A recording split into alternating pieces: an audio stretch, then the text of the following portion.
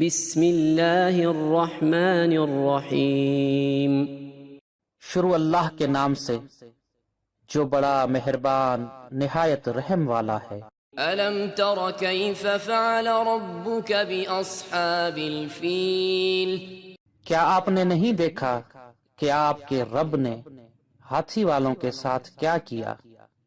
ألم يجعل كيدهم في تضليل؟ کیا اس نے ان کی چال کو بے مقصد نہیں بنا دیا؟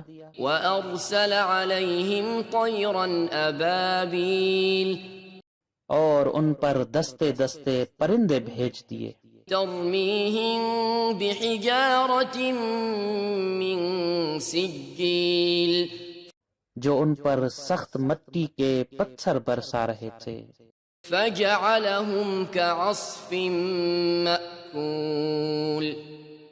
سو اس نے انہیں چبائے ہوئے بھوسے کی مانند بنا دیا۔